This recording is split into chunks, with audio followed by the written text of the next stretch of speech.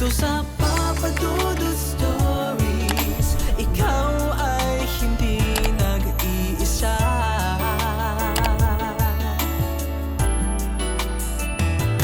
Dito sa Papa Dudut Stories, may nagmamahal sa'yo. Papa Dudut Stories,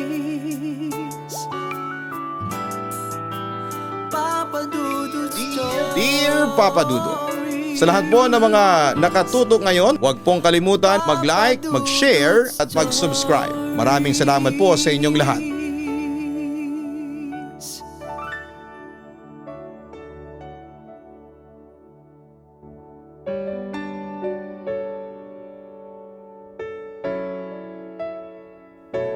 Dear Papa Dudut, just call me Neil. Matagal na po akong tagapakinig ng inyong programa.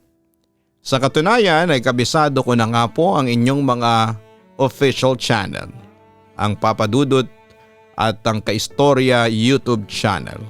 Kaya nag-iingat po ako sa pakikinig sa mga nagnanakaw ng inyong content at agad ko pong nire-report. Isa po ako sa mga tahimik lang na nakikinig at hindi palaging nagko-comment. Pero palaging present tuwing tanghali o kaya naman ay sa gabi. Kahit pagod galing sa trabaho, ay pinipilit ko talagang maglaan ng oras para makinig sa mga kwento ninyo. Kasi sa totoo lang po ay doon ko nararamdaman na may nakakaintindi kahit na hindi naman tayo magkakilala ng personal. Sa ngayon po ay nagtatrabaho ako bilang isang regular na empleyado sa isang opisina. Hindi po bongga ang trabaho ko. Simple lang. May oras ng pasok, may oras ng uwi.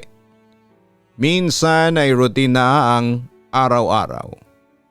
Minsan nakakapagod at minsan ay gusto mo na lamang umuwi at humiga. Pero kahit na ganoon ay nagpapasalamat pa rin ako kasi may trabaho ako. May nakakain at may bubong na tinutuluyan. Sa gabi kapag tapos na ang lahat, doon ko na lang binabalikan ang mga alaala ko. Lalo na yung mga hindi ko makakalimutan. Una ko po kayong narinig sa YouTube. May katrabaho po akong nanonood noon habang break time namin. Narinig ko ang boses ninyo, Papa Dudut. Kalmado lang at parang may kausap ka lang na kaibigan. Nagtanong ako kung ano ang pinapanood niya. Tapos ay sinabi niya na mga kwento raw po yun ng buhay. Sinubukan kong makinig sa pag-uwi ko at isang kwento lang sana pero nauwi sa sunod-sunod. Hanggang sa mga gabi na parang hindi na ako makatulog hanggat hindi ako nakikinig. Doon ko rin naisip na baka pwede ko rin ibahagi ang kwento ko. Kahit na hindi man may ere sa programa kundi para mailabas lang ang bigat na matagal ko nang daladala. Papa Dudut, ang ikakwento ko po ay parte ng buhay ko na hanggang ngayon ay malinaw pa rin sa isipan ko. Kwento ito ng pagkabata ko, ng pamilya ko, at ng mga bagay, Papa Dudut, na unti-unting nagbago sa mundo ko nang hindi ko namamalayan. Solong anak lamang po pala ako. Simula bata pa ako ay sanay na ako ang sentro ng atensyon sa bahay. Lahat ng gusto ko ay sinusubukan talagang ibigay ng magulang ko.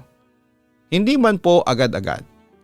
Pero pinapangako nila na gagawin nila ang lahat ng paraan. Kaya siguro ay lumaki akong spoiled. Pero hindi ko rin naman yon sinasadya. Ganon lang talaga ang sitwasyon namin noon, Papa Dudut. Si Mami po ay isang housewife. Palagi siyang nasa bahay.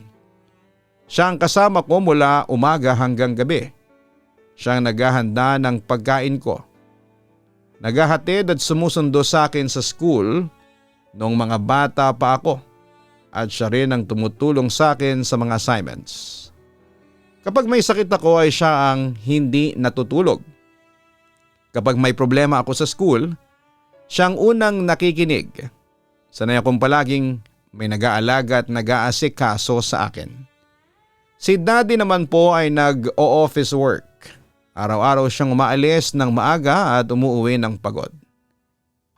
Minsan ay tahimik lamang siya kapag umuuwi at minsan ay nakangiti, minsan ay halatang pagod na pagod.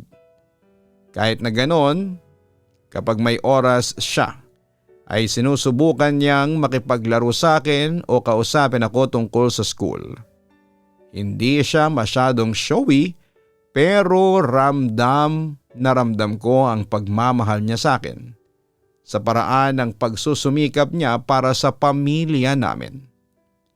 Maayos po ang buhay namin sa syudad. May maayos kaming bahay, may maayos na routine sa araw-araw. Gigising ako sa umaga papasok sa school tapos pagkatapos ng klase diretso ako uwi agad. Hindi ako sanay maglaro sa labas.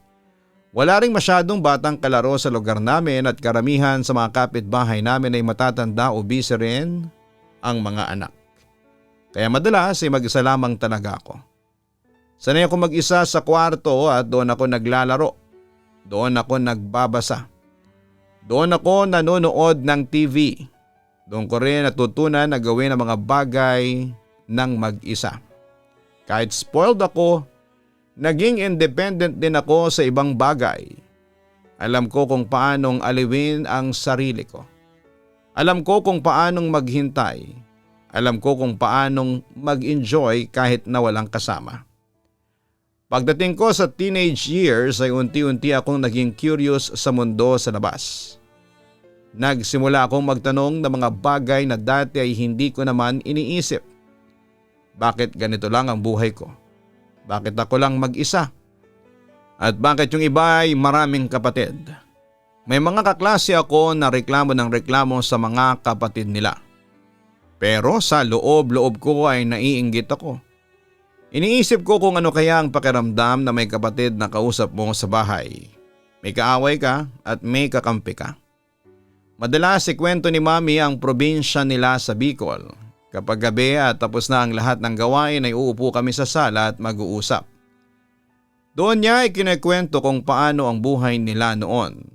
Maraming magkakapatid at sama-samang kumakain at sama-samang natutulog. Sama-samang nagtatrabaho sa bahay. Habang nakikinig ako, mas lalo akong naiinggit. Parang ang saya ng ganong buhay. Simple lang pero puno ng tao, puno ng ingay at puno ng kwento. Habang tumatagal, mas madalas kong tanungin si Mami kung bakit hindi kami doon nakatira. Sasabihin niya na mas may oportunidad daw sa syudad. Mas maayos ang buhay. Naintindihan ko naman pero sa puso ko ay may parte na parang may kulang. Parang may hinahanap akong hindi ko maipaliwanag noon. Isang araw habang nag-uusap kami ni Mami sa sala, ay bigla niyang iminungkahi na magbakasyon daw muna ako sa Bicol, Papa Dudut.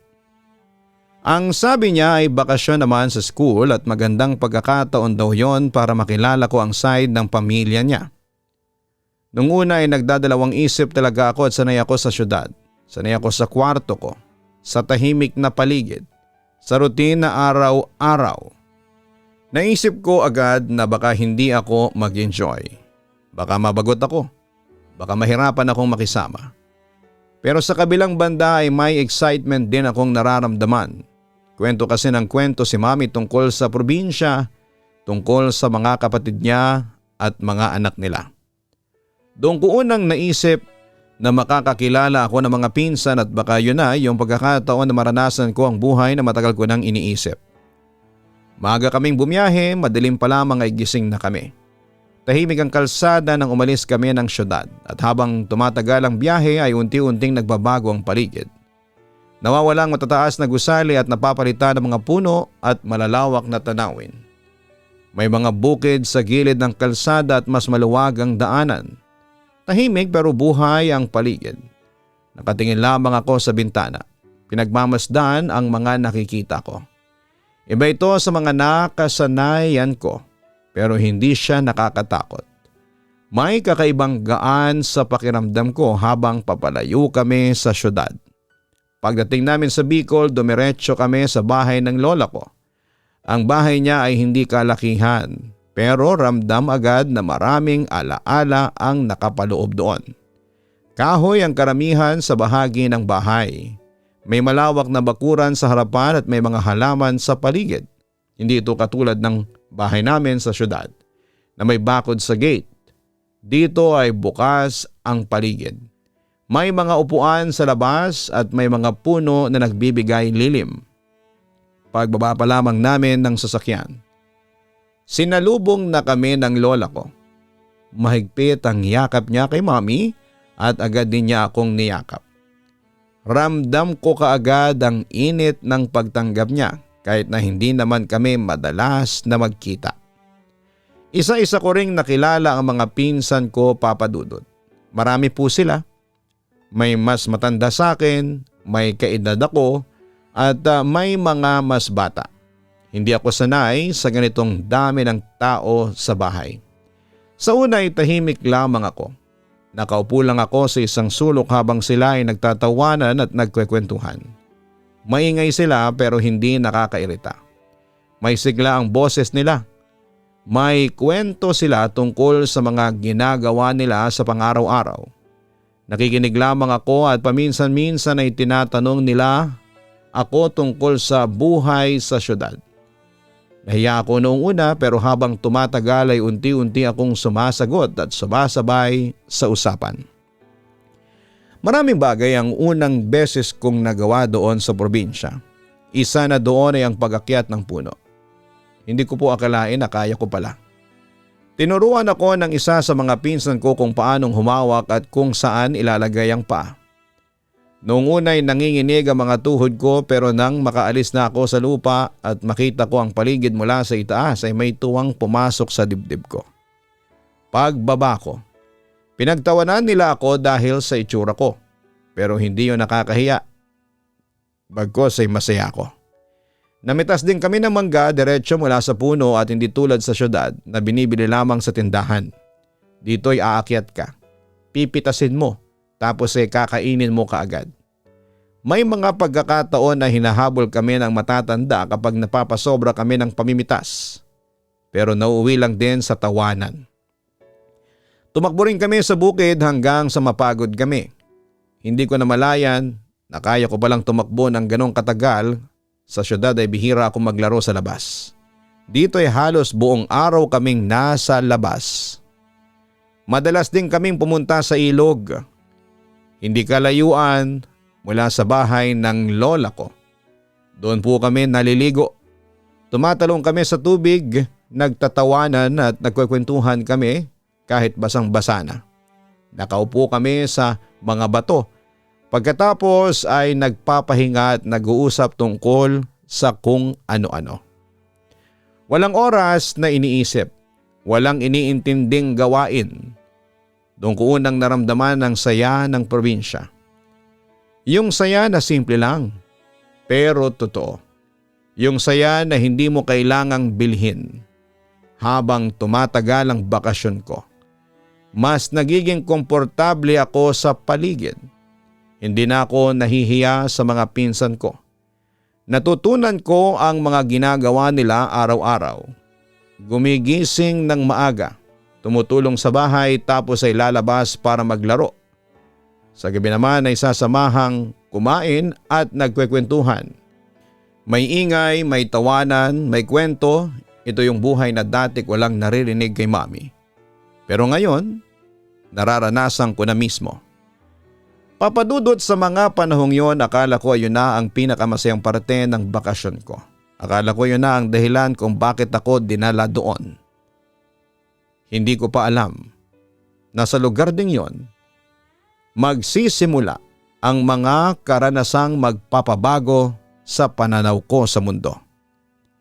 Papadudot, isang hapon na abala ang mga pinsan ko. May kanya-kanya silang ginagawa. Yung iba ay inutusan sa bahay, yung iba naman ay may pinuntahan kasama ang mga kaibigan nila. Naiwan ako sa bahay ng lola ko na walang makasama. Hindi naman ako nabagot pero hinahanap ng katawan ko yung ginagawa namin sa araw-araw. Kaya naisipan kong pumunta na lamang ulit sa ilog. Mag-isa lamang ako noon. Hindi ako nagpaalam ng matagal. Sinabi ko lang na lalabas ako sandali. Sanay na rin naman sila na madalas akong nasa labas kasama ang mga pinsan ko. Habang naglalakad ako papunta sa ilog ay napansin ko na tahimik ang paligid. Walang mga batang naglalaro. Walang nagtatawanan. Ang maririnig mo lang ay yung normal na tunog ng probinsya na nakasanayan ko na sa mga nakarang araw.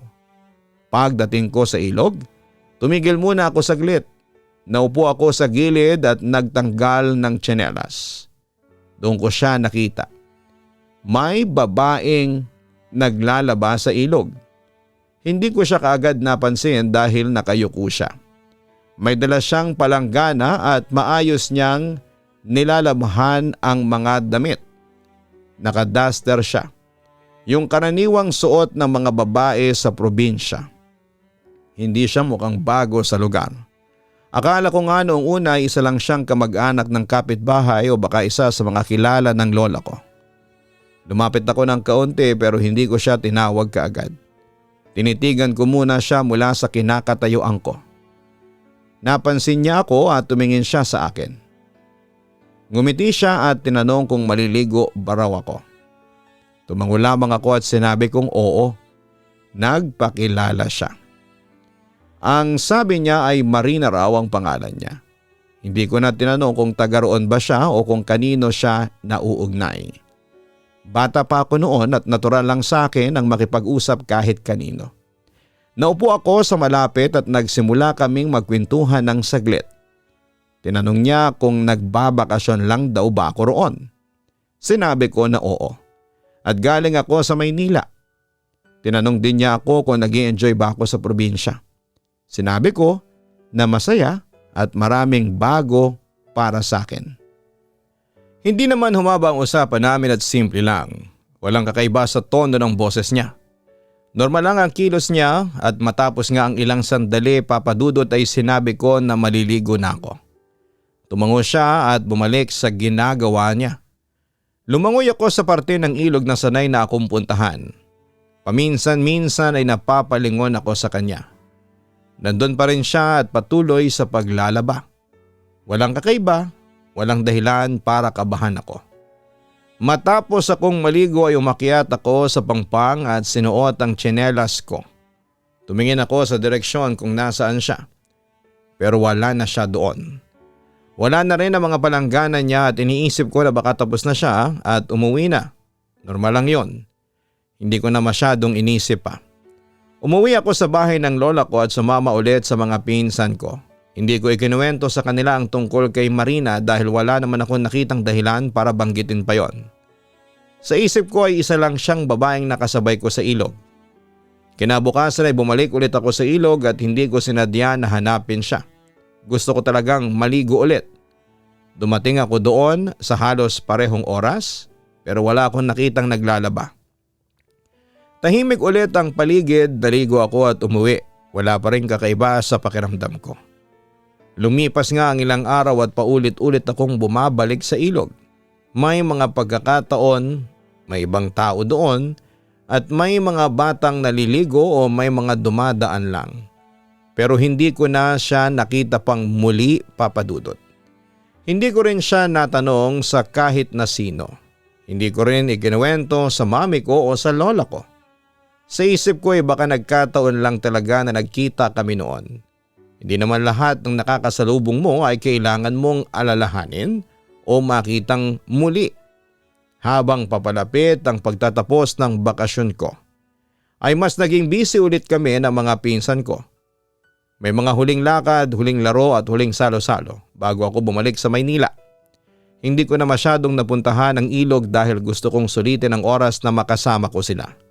Unti-unti ring napalitan ng lungkot ang saya ko dahil alam kong malapit na akong umalis.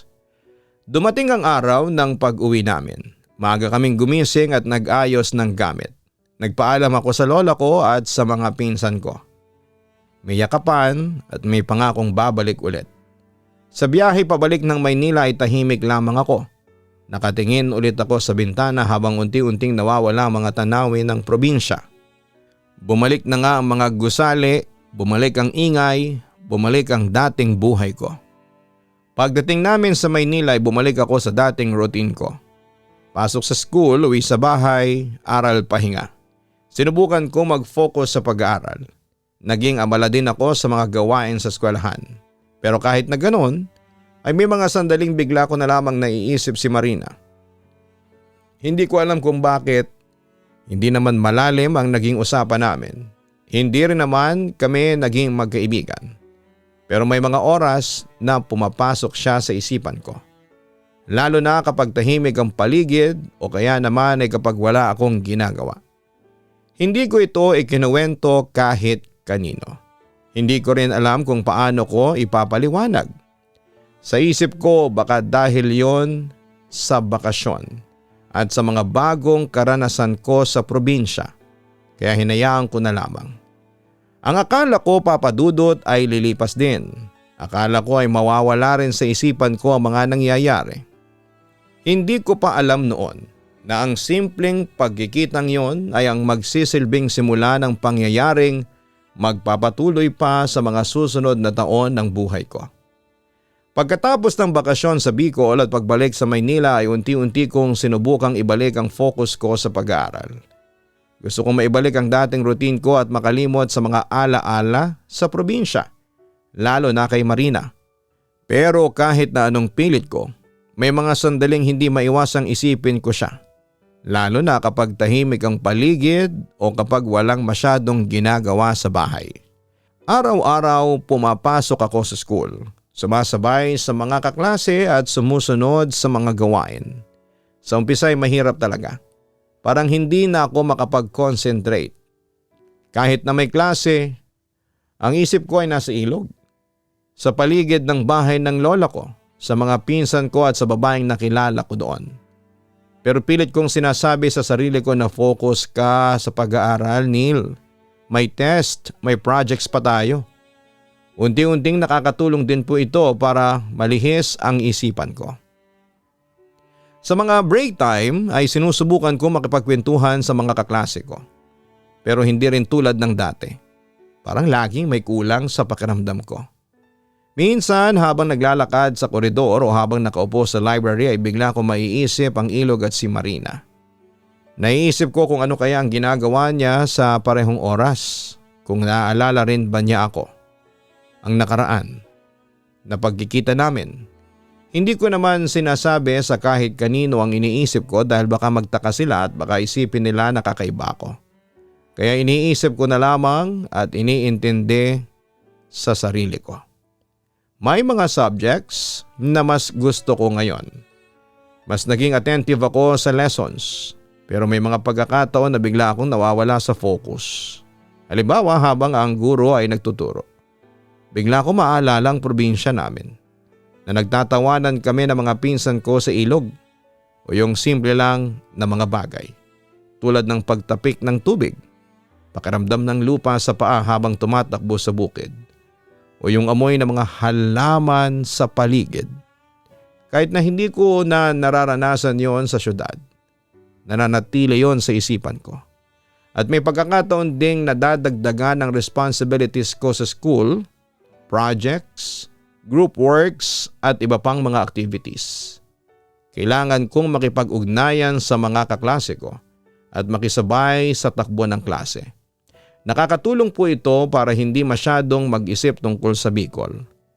Pero sa gabi, kapag natutulog na ako at tahimik ang kwarto, unti-unti na namang bumabalik ang ala-ala ng ilog at si Marina. Sa mga oras na yon ay napapaisip ako na bakit kaya hindi ko siya makalimutan. Bakit kahit ilang buwan na ang lumipas ay siya pa rin ang naiisip ko. Hindi ko ito maintindihan noon kaya naman habang lumilipas sa mga araw ay sinubukan kong mas pagtuunan ang pansin ng eskwelahan. Sumali ako sa ilang mga extracurricular activities para mas maging abala. Pero kahit gaano ako kaabala, may mga sandaling bigla akong nawawala sa reality. Natutunan kong balansehin ang buhay. Kailangan kong mag-focus sa pag-aaral. Pero hindi rin masama na may dalang alaala at karanasan mula sa bakasyon. Unti-unti rin akong nakahanap ng paraan para i-manage ang iniisip ko tungkol kay Marina sa pamamagitan ng pagsusulat sa notebook ko, pakikipag-usap sa mga kaibigan at pagbabalik sa routine. Natutunan kong harapin ang mga alaala nang hindi ito nakakaapekto sa pag-aaral ko. Habang nagpapatuloy ang semestre, mas naging malapit ako sa ilang kaklase ko. Natutunan kong magtiwala sa iba at magsimula ng kaunting bagong kaibigan. Ngunit kahit na ganoon ay may parte sa isipan ko na laging nagbabalik sa Bicol. Hindi ko pa rin maiwasang isipin ang simpleng araw na yon sa ilog at ang babaeng nakilala ko doon. Nang sumunod na taon ay hindi ako nakapagbakasyon sa probinsya. Naging abala si Daddy sa trabaho niya at halos wala na siyang pahinga. Madalas siyang umuwi ng late at pagdating sa bahay ay halatang pagod na pagod. Si Mami naman ay ayaw akong bumiyahing mag-isa kaya naman napagdesisyonan nilang manatili na lamang kami sa Maynila sa summer vacation. Nalungkot ako noon, Papa Dudut. Hindi ko ikakaila. Ibang-iba pala kapag minsan mo nang naranasan ang saya ng probinsya tapos ay bigla kang babalik sa dating tahimik at paulit-ulit na routine ng syudad. Habang papalapit ang summer, pakiramdam ko ay may kulang. Kahit nag-aaral ako, kahit may ginagawa akong iba, ay may parte sa akin na gustong-gusto nang bumalik doon. Hindi ko man aminin pero kasama sa dahilan ang pag-asang baka makita ko ulit si Marina. Kahit na hindi ko rin maipaliwanag kung bakit lumipas ang isang taon na ganun lang ang takbo ng buhay ko. School, bahay, kaunting galat, tapos balik ulit sa dating ikot. Hanggang sa sumunod na summer, doon na kami muling nakabalik sa probinsya. Sa wakas ay nakapagbakasyon na ulit kami at pare-pareho kaming excited ang mga pinsan ko dahil kakatapos lang namin ang senior high. Iba ang saya, iba ang ingay, iba ang kwentuhan at pagdating pa lang namin sa bahay ng lola ko, sinalubong na agad ako ng tawanan at iyakapan. May mga pinsan akong matagal ko ring hindi nakita, may tumangkad, may nagbago ang boses at may mas naging makulit pa. "Hoy Neil, tagal mong hindi nagpakita," sabi ng isa kong pinsan sabay tapik sa balikat ko. "Siyudad boy ka na talaga," biro naman ang isa. "Hindi sagot ko habang tumatawa. Busy lang sina Daddy talaga. Nagkwentuhan kami tungkol sa school, sa mga plano namin sa kolehiyo at sa mga kalokohang nagawa noong senior high. May halong asaran, may tawanan at may kaunting seryosong usapan tungkol sa future. Bumalik din kami sa mga ginagawa namin noon. Umakyat muli kami sa mga puno kahit mas maingat na ngayon. May ilan pa ring mga nadudulas, may natawa at may napagalitan ng matatanda. Pero masaya pa rin. Dumating ang isang gabi na wala kaming magawa. Ang ibang pinsan namin ay nagiinuman sa bandang likod ng bahay kasama ang mga kaibigan nila. Kami namang mas bata ay nakaupo lang at nag-uusap. Hanggang sa may nagbiro na pumasok kami sa gubat. Nung una akala ko ay biro lang. Pero habang tumatagal ang usapan ay parang nagiging seryoso ang plano. Bilang pinakamatanda sa grupo namin ako ang medyo nagdadalawang isip. Pero sa huli sumama pa rin ako. Naisip ko baka wala lang, baka simpleng lakad lang. Pero mali pala ako. Pumasok kami sa makapal na kakahuyan na may dalang isang cellphone at flashlight. Tahimik ang paligid at mabigat ang pakiramdam ko habang naglalakad kami. May mga pinsan akong biglang humihinto at may tinuturo sa malapit sa mga puno. May nakita raw silang gumagalaw sa itaas, parang malaking ibon. Tapos bigla itong nawala sa paningin namin. May isa akong pinsan na biglang naglakad papalayo. Parang may sinusundan. Tinawag namin siya pero hindi siya sumasagot. Bilang pinakamatanda, hindi ko kayang iwanan siya kaya sinundan namin. Habang papalayo kami ay may mga pinsan akong nagsisimula ng matakot. May mga babaeng pilit akong hinihila pa uwi. Sinasabing tama na raw, gusto na ring bumalik noon. Pero ayaw kong iwan ang pinsan naming nauna. Mali ang naging desisyon ko. Alam ko na noon. Biglang tumunog ang cellphone. Isa sa mga babaeng kasama namin ang tumatawag sa mga naiwan sa bahay. Umiiyak siya habang sinasabing naliligaw kami at natatakot na. Maya-maya ay may mga taong paparating na para hanapin kami. Doon na kami nagsimulang tumakbo. Naabutan namin ang pinsan naming nauna, nakatigil siya at sumisigaw. Halos mabingi kami sa lakas ng boses niya. Sa harap namin ay may nakita kaming bahagi ng isang nilalang na kanina pa namin na napapansin. Doon na kami sabay-sabay na tumakbo. Habang tumatakbo kami ay may naririnig kaming malalakas na tunog sa likuran. Parang may sumusunod sa amin pero lumilipad. Halos hindi na kami makatakbo sa takot. Nang bigla akong mapatingin sa itaas at doon ko siya nakita. Hindi ako makapaniwala sa nakita ko. Si Marina. Pero kalahati lang ang katawan niya ang nakita ko. Kilalang kilala ko pa rin talaga ang mukha niya. Nandilat ang mga mata ko at nanlamig ang buong katawan ko at hindi na ako nag-isip pa. At tumakbo na lamang ako para humingi ng tulong. Iniwan ko ang ilan sa mga pinsan ko kasama ang isa naming pinsan na mas matapang. Hindi nga nagtagal ay nasalubong ko ang grupong naghahanap sa amin. Dinala ko sila sa kinakaroonan ng mga pinsan ko. Nakauwi rin kaming lahat sa wakas. Wala ni isa sa amin ang nagsalita tungkol sa mga nakita namin. Alam naming hindi kami papaniwalaan at siguradong mapapagalitan pa. Kaya pinili naming manahimik. Hanggang ngayon, malinaw pa rin sa isipan ko ang gabing yon. Hindi ako lasing noon, ganon din ang mga pinsan ko. Alam namin ang nakita namin. Totoo ang mga kwento ng matatanda at minsan ay mas ligtas na huwag na lamang silang hanapin. Lalo na kung tahimik na sila sa mundong ginagalawan natin. Papa Dudut, hindi ako pwedeng magkamali sa nakita kong mukha. Sigurado ako na si Marina yon. Pero kailanman ay hindi na rin nag-cruise ang landas namin. Lubos na gumagalang, Neil. Neil, sa kwento mo ay malinaw kung nakita ang tapang at responsibilidad mo bilang panganay sa pamilya. Pero tandaan mo ha, minsan ay may mga bagay sa paligid natin na hindi natin kontrolado at mas mabuting iwasan na lang.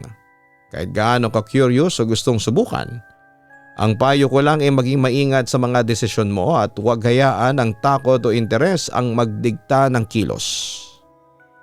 Ang konklusyon ko, totoo ang mga kwento ng matatanda, may mga nilalang at pangyayari na hindi natin nakikita araw-araw. Ang mahalaga ay natuto kang maging matalino, matapang at mapanuri sa bawat hakbang at minsan ang pinakaligtas na gawin ay huwag nang hanapin ang hindi mo dapat ginugulo. Sa ganitong paraan ay mananatili ang kaligtasan mo at ng pamilya mo.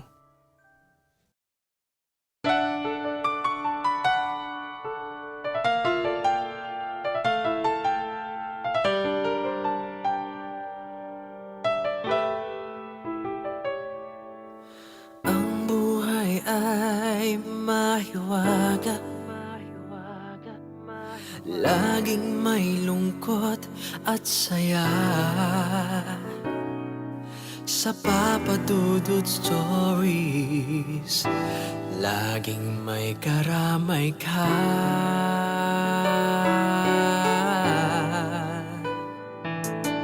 Mga problemang kay bigat,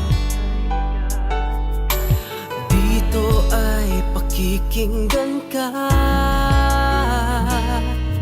Sa Papa Dudut Stories, kami ay iyong kasama. Dito sa Papa Dudut Stories, ikaw ay hindi nag-iisa.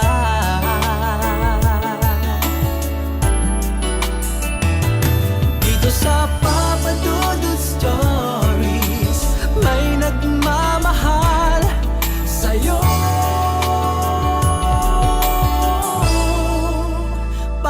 Dudut Stories. Papa Dudut Stories. Papa Dudut Stories.